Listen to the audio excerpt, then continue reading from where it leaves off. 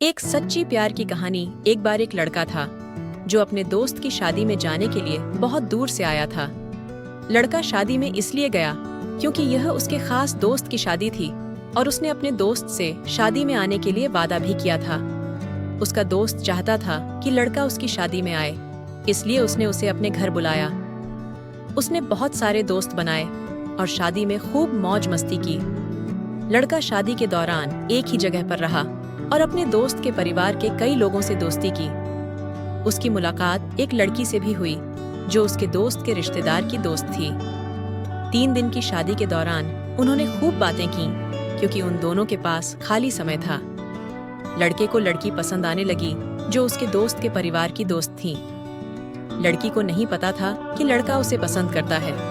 उन्होंने एक दूसरे के फोन नंबर एक्सचेंज किए और लड़के की शादी के बाद भी दोस्त की तरह बात की। लड़का और लड़की 1 साल तक दोस्त रहे, लेकिन वे एक दूसरे की भावनाओं को नहीं जानते थे। लड़की किसी और से शादी करने जा रही थी और लड़का उससे प्यार करता था, लेकिन उसने उसे कभी नहीं बताया।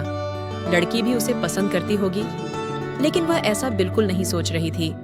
उसे चिंता थी कि अगर हम इस तरह बात करेंगे तो लड़का हमसे बात नहीं करना चाहेगा क्योंकि हम दोस्त हैं। एक दिन लड़की ने लड़के से कहा कि वह शादी करने जा रही है और चाहती है कि वह शादी में आए। उसे उम्मीद थी कि वह आएगा और मौज मस्ती करेगा, जैसे कि वे साथ में घूम रहे हों।